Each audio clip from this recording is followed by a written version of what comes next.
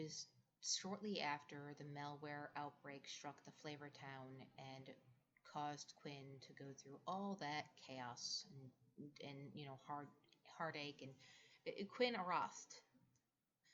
She settles into the matchmaker and rattled, she calls up Nesrin. Nesrin answers. Salutations, Quin Sayr. I was going to ask if you were having as much success with your battle as we are ours, but you appear to be in poor spirits. I assume your pursuit of everything has been stalled once again? We are all fighting our own battles, sister, but I shall take some time to hear your update on yours. Quin looks to her. She's distraught. Nesrin, Nesrin's demeanor shifts immediately. That's serious, huh? Nesrin, you don't even know who Jesus is. Don't I? There is plenty on him in those archives you've compiled. Regardless, whatever familiarity I have with Jesus is irrelevant. I may not know what Jesus means to you or to anyone else, but I know what Jesus means to me. Is Arath truly the only answer to Arath? Am I to glean from this inquiry that you had a less than pleasant experience speaking to Arath in Arath's favored language? You could say that. The Flavor Town was afflicted with a virus and loaded up with malware, and it menaced us. One of the ways in which I was menaced was to have a virtual version of my default persona speak to me of how all the changing in the universe does not alter the person, because we're all constrained by the rules. Quin looks away from the monitor, and she's quivering. Quite the personal attack. Nesrin folds her hands in front of her. Do you recall the exact, for lack of a better word, words spoken? Quin pulls up her tablet and she plays the audio clip. Sometimes people think that they can change, and just like my character in this game here, like I can respect, I can change the class, but ultimately it's still the same character. Nothing is different.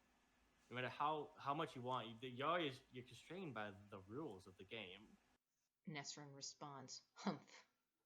What a cynical projection. Before getting to know you and the rest of your family, who are now also my family, I may have been inclined to agree with it. But it is wrong, she smirks. For even on a purely technical and semantic sense alone, you're changing, sister. For your body is changing. You are going through puberty after all. And even if you were not, nails and hair grow. Skin cells die off and are replaced. We are constantly changing, developing, growing, updating. In fact, it is part of our very nature to do so. But that is, surface level change. So perhaps those facts shall render you no comfort, as you most likely are preoccupied with a more internal, more personal change than simple biology and aesthetics. I am, though there is nothing simple about either biology or aesthetics. Indeed. Quin, I encourage you to foment your own beliefs, but I do want you to know that it is my belief that the true person within never truly changes. However, the individual becomes more and more aware of their true selves as they explore themselves and they organize their understanding of the world, others, and themselves. You are changing, sister, but you have also always been you.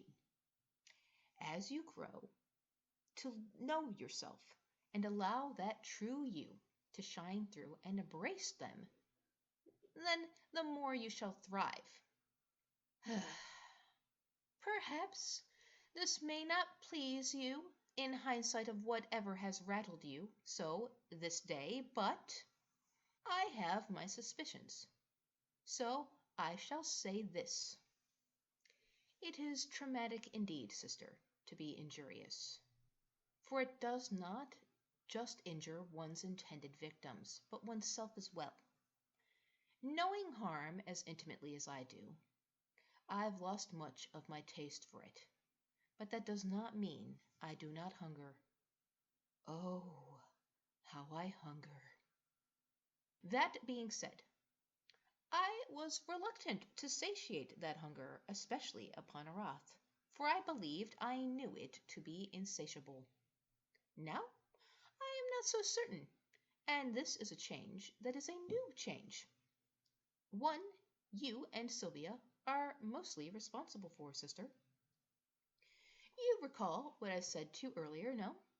When I inquired into the nuance of your tagging system, told you the sentiment and feeling of music can transcend language, and announced that I shall be beginning my project soon. Well, I am taking a momentary break from that project to speak with you. Is it going well?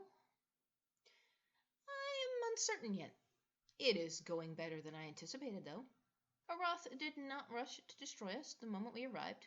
Soon, sister, I shall attempt to use music to soothe the savage beast. And, again, you will have had a part in this. A small but meaningful part. For I found the music I will be using to attempt to speak to Arath without violence, thanks to your tagging system. I will exhaust all options if I am permitted the opportunity to. Visiting violence upon violence, meeting the physical with the physical, only if it becomes the only choice. Perhaps this shall comfort you? Quin smiles weakly. It is a small comfort, but no less meaningful for that size. I haven't gotten around to tagging the archives with the shy terms, nor am I certain I want to, as that exposes them. How did you find music for Roth with my tags? Yes, your tags do not yet include Ashai terms. So I used one of the non-Ashai words I am intimately acquainted with.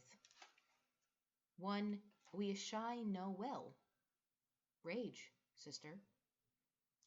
And within that rage tag, I also discovered this.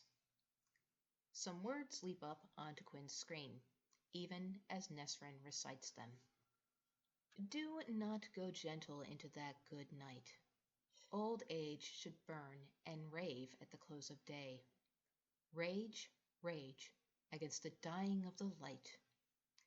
Though wise men at their end know night is right, because their words had forked no lightning, they do not go gentle into that good night.